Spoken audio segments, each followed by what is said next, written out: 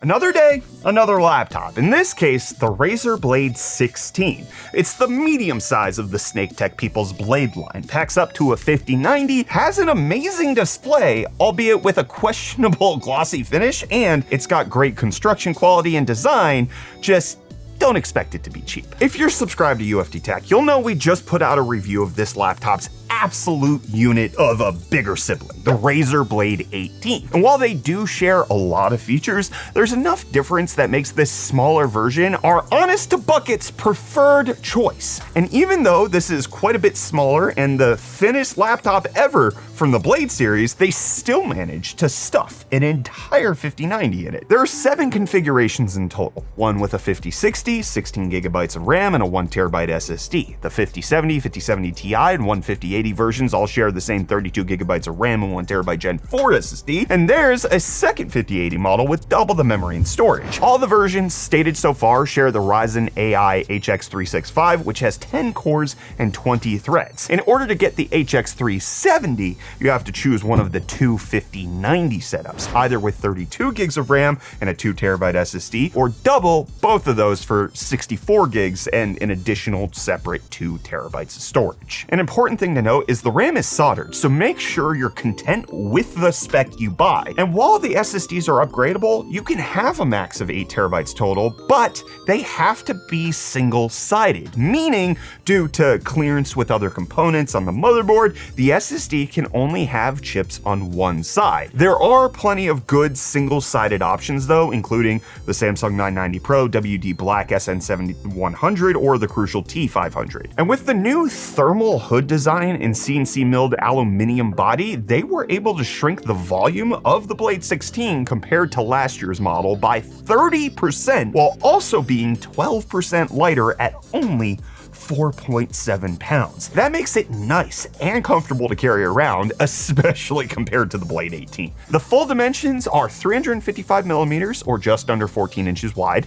250.5 millimeters, or 9.86 inches deep, and because of the thermal hood, the thickness ranges from 14.9 to 17.4 millimeters, or 0.59 to 0.69 inches. Nice. The body has an anodized black finish, fingerprint resistant coating, and a backlit green logo. Although fingerprint resistant, if I just get this right in the lighting, it's not no fingerprints, I'll tell you that much. The only other backlighting is the keyboard, which has per key lighting with any multifunction key having an LED for each function. Again, this is something that you find on the Blade 18. It makes it so nice to see when you hit shift. It gives you the exclamation point, the @ symbol, the hashtag, all of that lit up instead of the numbers. It's beautiful. This is something that I want every laptop company to do. The keyboard also got a redesign, giving it 50% more key travel, making it 1.5 millimeters, and increase the life of the switches, which are now rated for 6 million clicks. And if you prefer to avoid the keyboard to log in, there is a full 1080p webcam with infrared for Windows Hello touchless sign-in. But if you do like all of the little clicky clackies, while you don't get a numpad, as there simply isn't room, there is a Copilot key and 5 customizable macro keys, which double as page up and down, game mode, power mode, and microphone toggles. You also get a pretty amazing audio setup with a dual array microphone, 6 speakers with a smart amp, THX spatial audio, and a 7.1 codec support via HDMI. And speaking of HDMI, let's talk about the ports. You get an HDMI 2.1, 3 Type A USB 3.2 Gen 2 ports, 2 Type C USB 4s, a combo headphone and mic audio jack, the power port, and SD card reader. And while it may not be a port, there is a slot for a Kensington lock if you need such a thing. And for any wireless devices, you have Bluetooth 5.4, and for internet, you get the latest and greatest Wi-Fi 7. Both of the USB-C ports support DisplayPort 1.4 via the integrated graphics and can charge the 90 watt-hour battery at up to 100 watts via 20-volt chargers with Power Delivery 3.0, which is great for some extra charge if you're on the move, but it also, depending on the model, comes with either a 200 or 280 watt power brick that can can get you from 0 to 50% in as little as 30 minutes, or all the way to 80%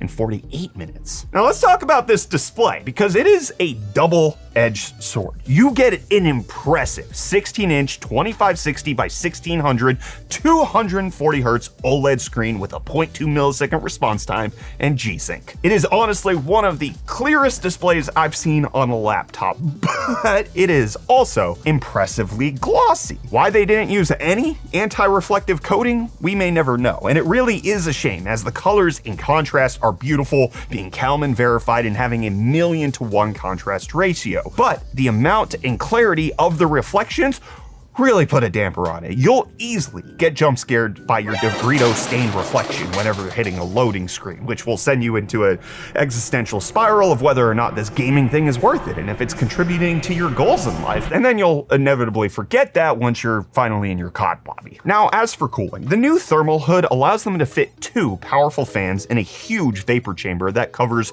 57% of the motherboard, while keeping the rest of the laptop super thick. The exhaust fins are only 0.05 millimeters or 2/1000ths of an inch thick, all working to keep the CPU at 83 degrees Celsius in our testing and the GPU at 77 degrees while gaming in performance mode. And if that's not cool enough for you though, Razer makes a cooling pad that not only plugs in via USB for smart cooling, but also unlocks a power mode called Hyper Boost that increases the fan speed and takes the average combined CPU and GPU power from 163 watts up to 192 to get more performance. Yeah, a laptop cooler that actually makes it faster, not just cooler. And even in that pumped up power profile, the cooling pad still manages to keep both the CPU and GPU 5 degrees cooler. So more power and less temperatures. Fair warning, you'll want to use a headset because while the extra frames are easy on the eyes, the fan noise is not so easy on the ears.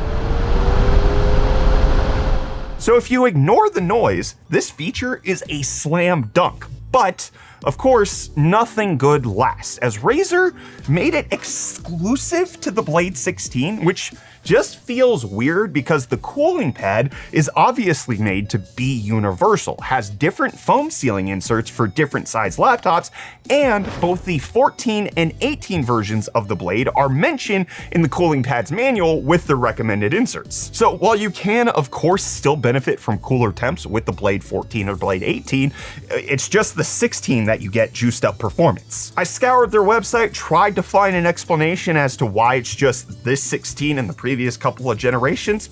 No mention. Hyper Boost is just exclusive to this one. Maybe it's because the 18 is already at max performance because the cooling's already so gosh dang good. Maybe it's because the 14 wouldn't benefit as much from the extra power and the 16's just the sweet spot in between. But let's get on to performance. The version we are testing is the 5090 with 32 gigs of RAM and a 2TB SSD, which is great, but you do pay for it. A healthy $44.99.99 to be exact. But it will show us the capabilities of exactly what amount of hardware can be jam-packed into a 16-inch laptop. In our synthetic benchmark test, we ran all 4 power modes. In Cinebench, there was no difference in single-core performance, with all getting a score of 115. As for multi-core score, performance mode got 1230, balance got 1118, silent got 1014, and surprisingly, Hyper Boost was slightly worse than performance with a score of only 1216. 3D Mark Steel Nomad got 5942 in performance mode, 5240 in balance, 4892 in silent, and 6034 in Hyper Boost. We did some other synthetic tests, which we'll show, and you can pause to look through them all, but they all essentially have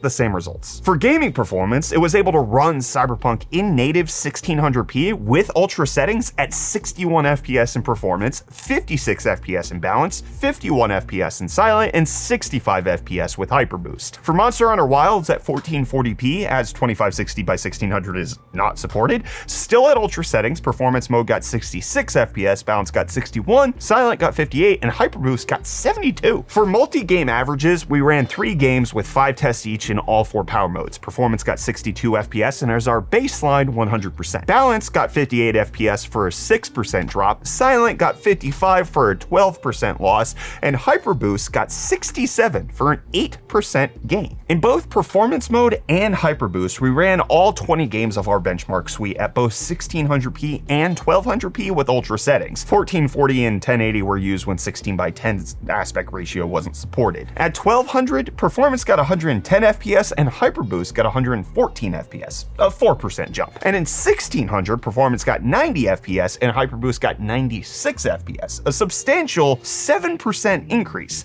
So while the cooling pad is an extra $170, that's honestly an okay value upgrade. You're getting extra performance just from adding in a gaming pad, not just cooler temperatures. Overall, this is a solid laptop with a bunch of great features, including the giant 90 watt-hour battery and keyboard with dual LED backlighting and macro keys, a really slim form factor that's still super sturdy and just feels great to use even when on the go. You've got plenty of power from the 5090, giving you the flexibility to play any game you want at native resolution in higher ultra settings at 60 or more FPS, and there's more than enough ports, again with 3 USB-A, 2 USB-C, and an HDMI SD card reader, which if any of you get this and somehow manage to max out the ports during your regular use, drop it in the comments or on our Discord. The screen is amazing, but has the major caveat, again, of being glossy, which just has the tendency to break your immersion during any dark scenes or loading screens, which is where OLED excels. It's ridiculous. And at $4,500 for the 5090 version, it definitely isn't cheap. Not to mention that to get the most out of it, you need to buy the separate Razer cooling pad for an additional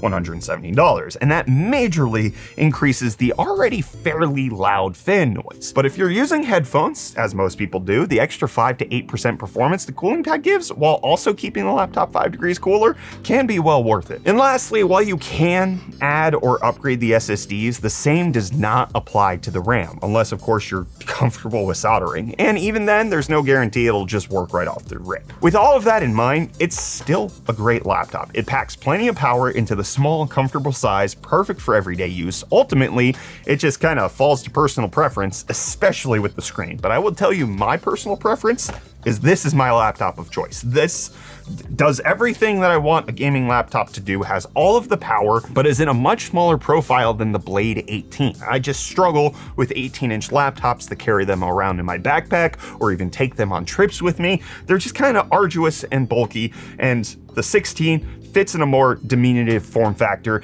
is significantly thinner, less weight, makes it easy to chuck into the bag and go, and I think this is gonna be my keeper. I'm gonna hold on to the Razer Blade 16 for quite a bit of time. And part of that is because I'm giving away its bigger brother, the Blade 18, over on our Twitch channel at some point later this year. We're currently running a PC giveaway for a 5090 gaming PC, but the Blade 18 with its 5090 will be going out to one of you guys if you check us out, twitch.tv/UFDtech, and you can watch the Blade 18 review right up there.